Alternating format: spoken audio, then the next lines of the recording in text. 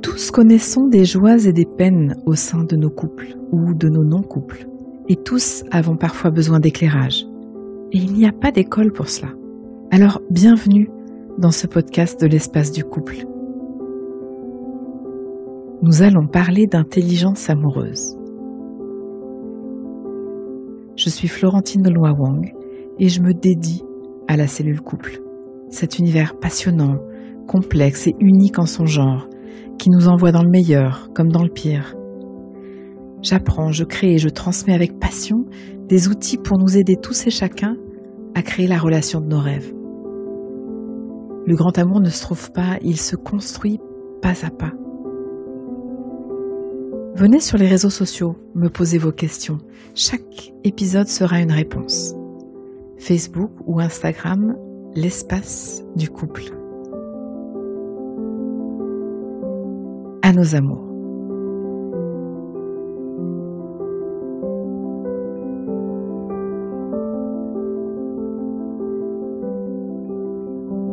L'épisode du jour est « Confinement oblige », enregistré avec les moyens du bord.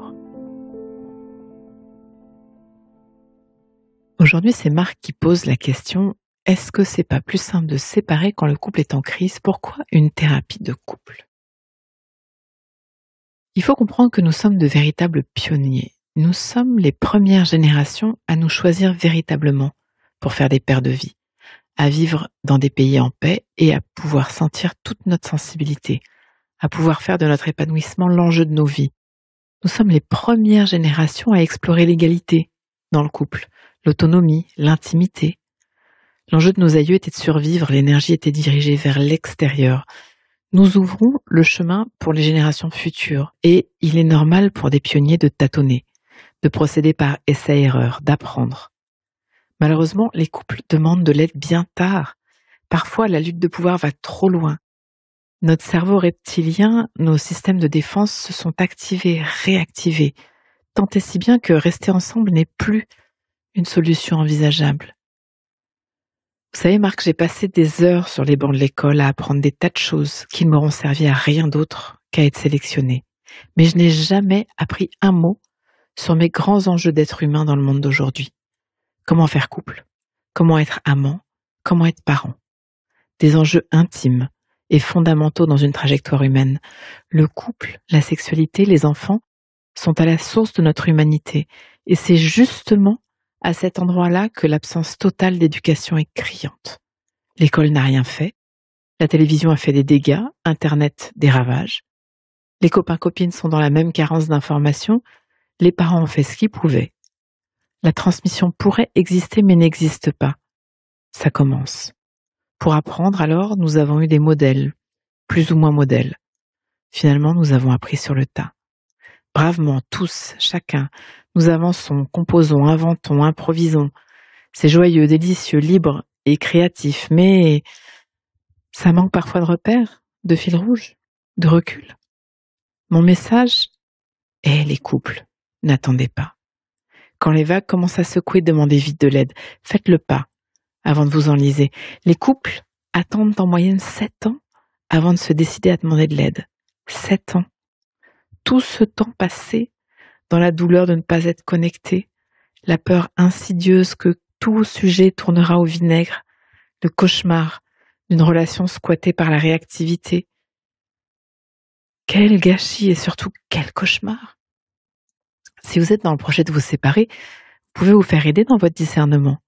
Pour avoir accompagné des dizaines de couples dans leur séparation, je peux vous assurer que ce travail de conscience est une expérience magnifique, qui a de la croissance. La séparation n'est pas un échec en soi, c'est se séparer quand on s'aime qui me navre. C'est se déchirer l'échec. Voilà Marc, aujourd'hui ce ne sont plus la pression sociale ni le contrat de mariage, ni la guerre au dehors qui nous tiennent ensemble. Cette liberté est fantastique parce qu'elle nous permet de choisir et rechoisir encore. Rester dans le couple est un choix. Notre ciment est intérieur. Ce ne sont plus les règles sociales qui nous attachent. Le défi est alors de nous accrocher, de prendre cette décision, cet engagement lorsque nous traversons nos crises. Beaucoup de couples se racontent l'histoire qu'ils ne sont pas un bon couple parce qu'ils traversent des phases de crise. Entendez ceci, il n'existe pas de couple sans crise. Il faut juste apprendre à les traverser en récoltant les fruits. Nos blessures d'enfance, nos cicatrices vont impacter notre façon d'être ensemble. C'est important d'apprendre à les reconnaître, les lire, les congédier.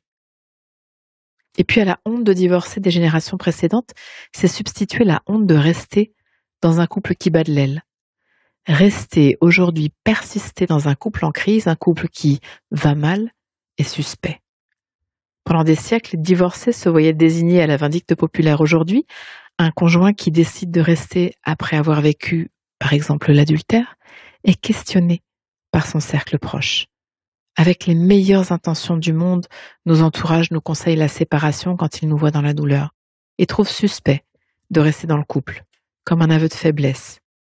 Alors même que nous avons tellement besoin d'eux pour traverser, tenir, rester en lien avec la beauté de notre partenaire quand elle nous échappe momentanément. Parce que la vie du couple n'est pas un long fleuve tranquille. J'ai rencontré beaucoup de couples en crise dans la douleur d'être coupés de leur entourage, d'avoir dû mettre une distance avec les leurs pour protéger leur intention de rester ensemble, de traverser leurs difficultés. C'est vrai qu'à l'ère des applications comme Mythic, Tinder, etc., l'enjeu est de rester au-delà du plaisir immédiat.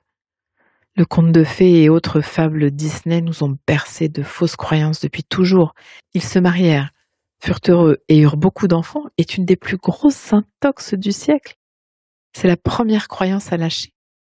La vérité serait plus de l'ordre de « ils tombèrent amoureux, frottèrent leurs incompatibilités pour le meilleur et pour le pire, se sculptant l'un l'autre jusqu'à redevenir pleinement vivants. » Ma vision de nos trajectoires humaines est que nous invitons dans nos vies les personnes et les situations qui vont nous aider à rebooter avec notre nature profonde.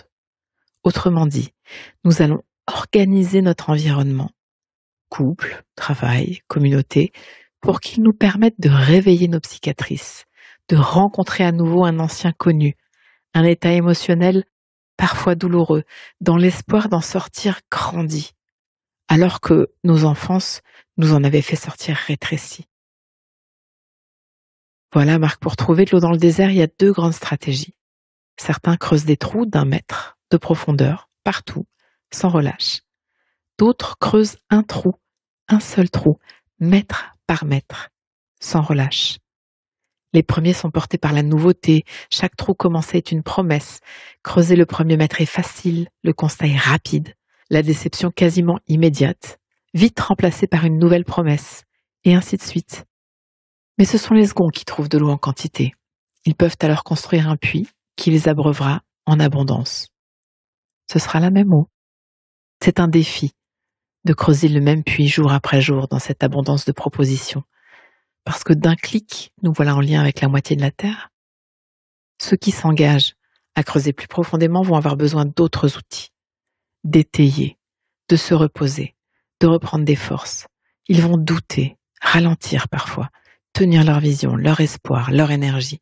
C'est un autre métier, ce sont d'autres métiers, et il est nécessaire d'acquérir de nouvelles compétences. C'est pas l'amour qui nous tient ensemble, c'est la qualité de notre relation. Et cette qualité dépend de nous, de chacun de nous dans le couple, à 100%.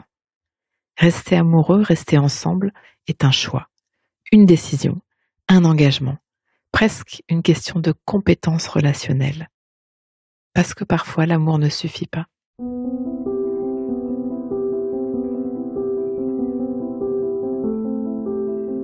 Pause.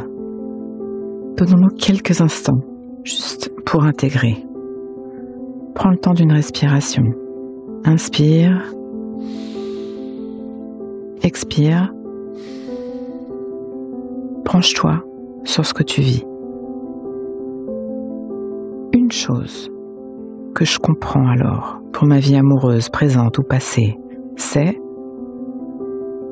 Prends le temps de sentir ça. Et ce qui me touche le plus dans ce que je viens d'entendre, c'est... Décante Laisse-toi récolter ce qui vient.